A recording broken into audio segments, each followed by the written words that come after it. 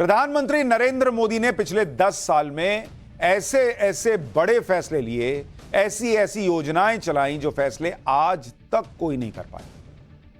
Boss, आप नरेंद्र मोदी को गाली दे सकते हैं, उनका विरोध कर सकते हैं, उनको नापसंद कर सकते हैं, लेकिन जो फैक्ट्स हैं, डेटा हैं, उनको कैसे नकारिएगा? वो फैसले जिन्होंने देश की तस्वीर बदल दी है, उनको आप कैसे नकारिएगा? और वे कोई ऐसे फैसले नहीं थे जिसका इंडी गठबंधन और कांग्रेस ने मजाक ना उड़ाया।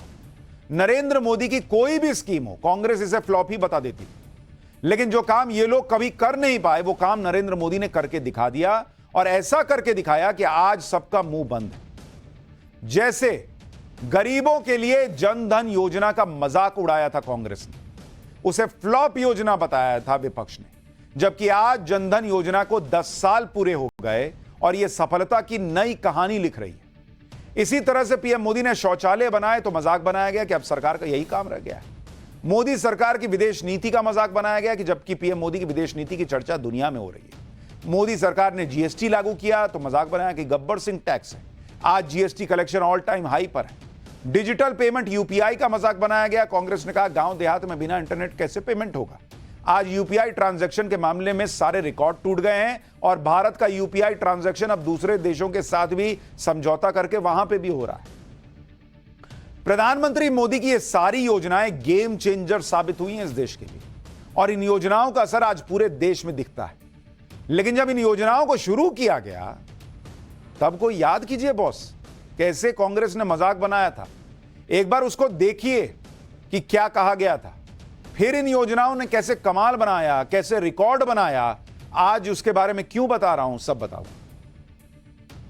Go to your village fair, buy potatoes and tomatoes and pay 7 rupees 50 paisa by a credit card. What will the poor lady do? Does she have a POS machine there?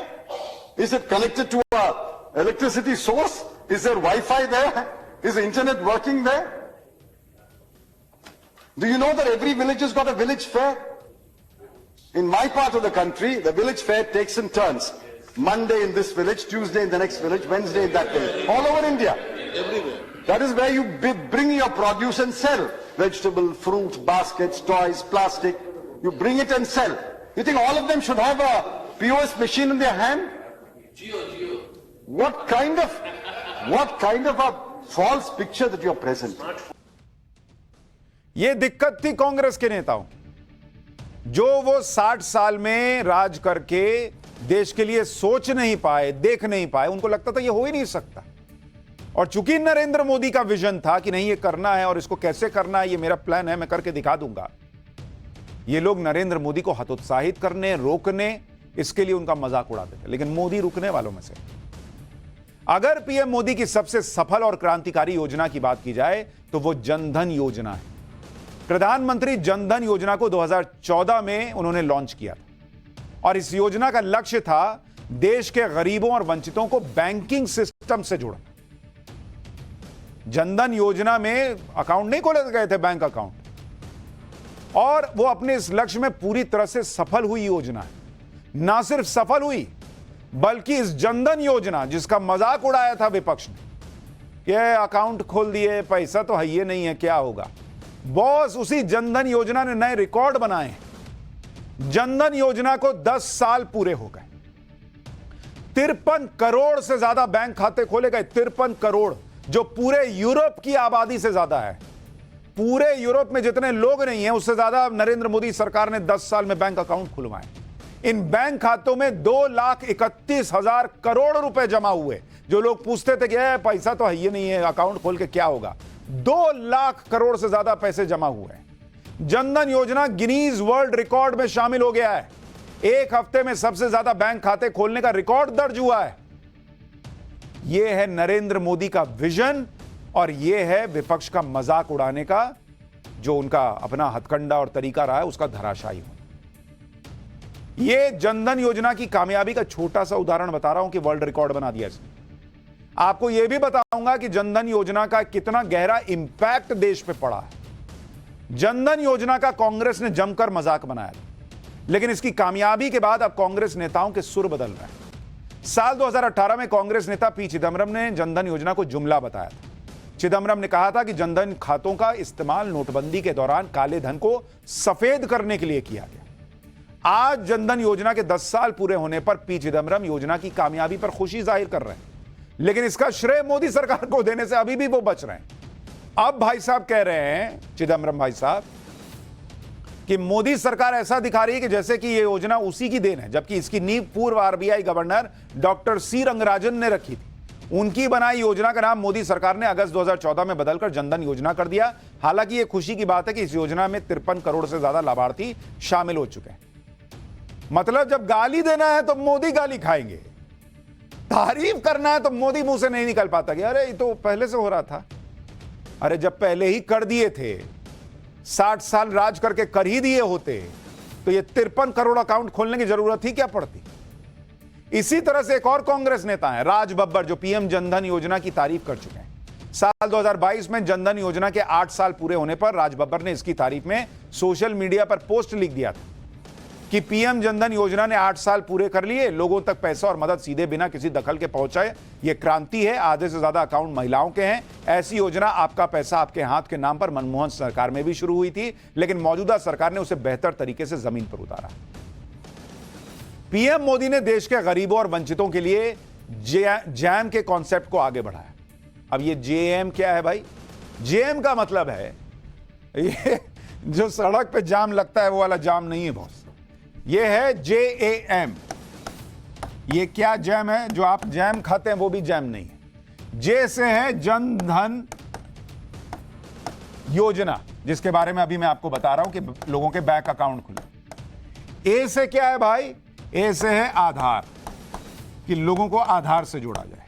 और तीसरा है मोबाइल, यानी इन तीनों को अगर आप जोड़ दीजिए, पीएम मोदी ने जनधन खातों को आधार से जोड़ा, खाता धारकों के मोबाइल नंबर भी आधार से लिंक कर दिए, और इसकी मदद से गरीबों को डायरेक्ट लाभ देने में जो लूप होल थे वो खत्म हो गए। मतलब ये इससे कनेक्ट हुआ, ये इससे कनेक्ट हुआ, और जो बीच में छेद था वो भर दिया गया। इसका नतीजा ये हुआ, जैम का असर क्या हुआ?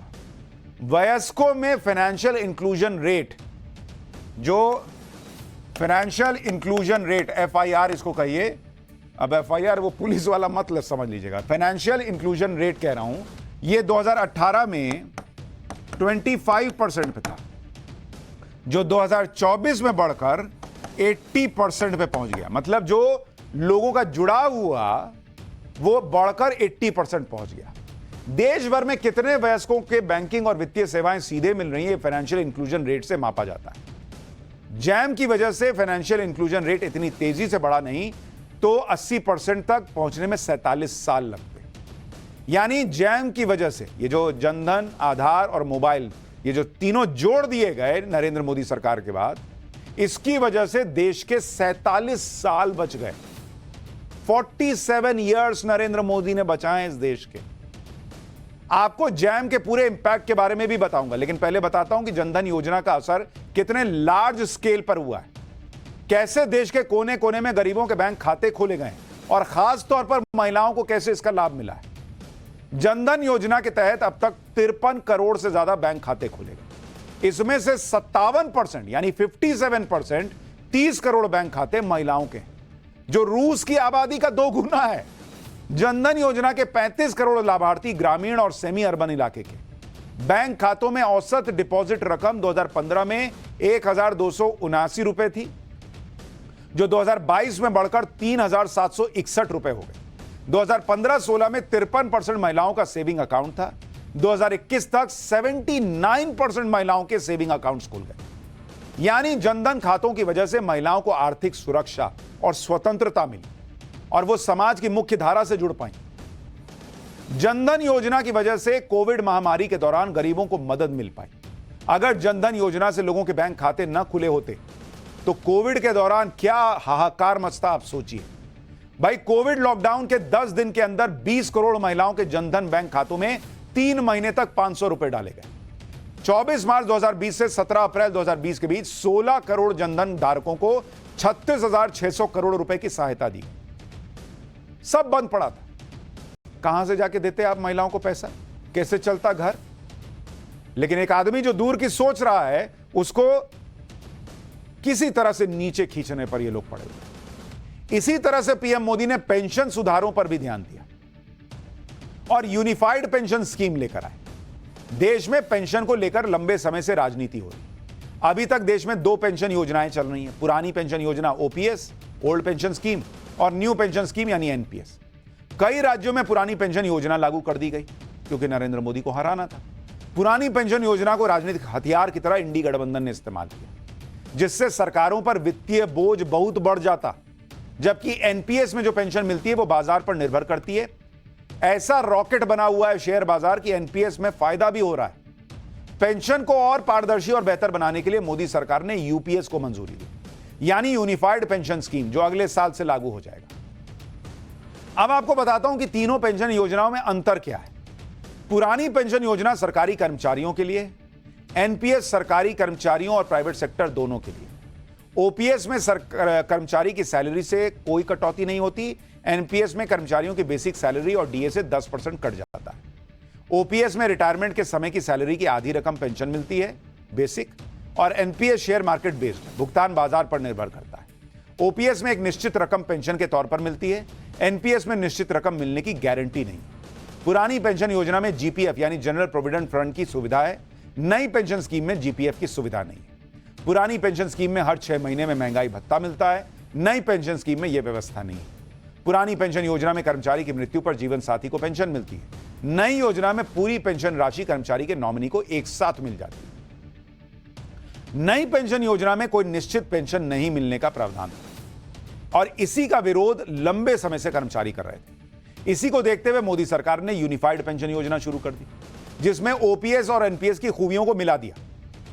यूनिफाइड पेंशन स्कीम में दोनों पेंशन योजनाओं की जो अच्छी चीजें हैं उसे मिला दिया गया है।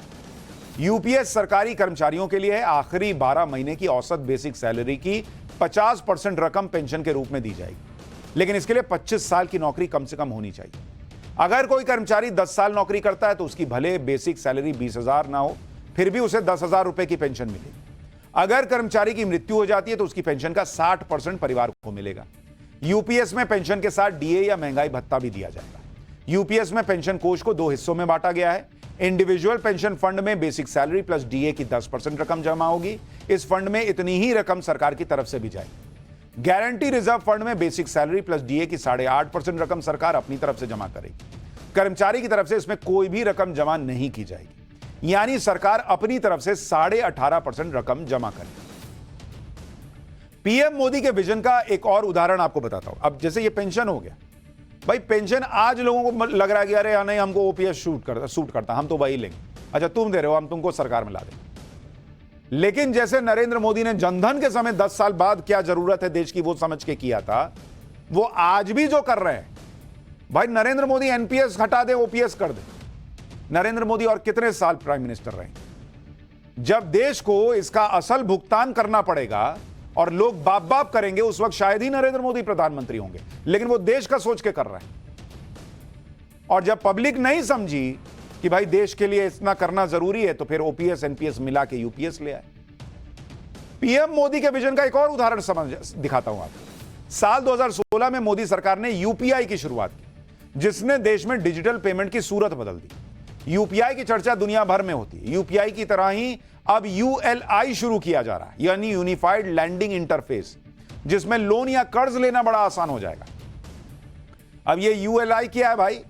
पिछले 1 साल से यूएलआई के पायलट प्रोजेक्ट पर काम चल रहा है। यूएलआई अलग अलग सोर्सेस से जानकारी जुटाएगा। केवाईसी, लैंड रिकॉर्ड, पैन और अकाउंट की जानकारी कम समय में जुटा लेगा। इससे लोन अप्लाई करने वालों को बहुत ज्यादा डॉक्यूमेंट्स देने की जरूरत ही नहीं पड़ेगी। यूएलआई प्लेटफॉर्म पर ही डॉक्यूमेंट्स के आधार पर लोन लेने की योग्यता चेक हो जाएगी। यूएलआई के जरिए फटाफट लोन मिलेगा, जिसका फायदा किसानों और एमएसएमई को होगा। यूएलआई से इंस्टेंट लोन देने वाले ऐप पर भी लगाम लगेगी, जो आसान लोन के नाम पर लोगों को फंसाते हैं। तो जो लोग बहुत खुश हैं कि अरे 240 सीट आई, मोदी को कमजोर कर दिया, उनसे कोई पूछे कि मोदी ने 10 साल में जो ये मजबूती देश को दी है, उसका क्या बॉस?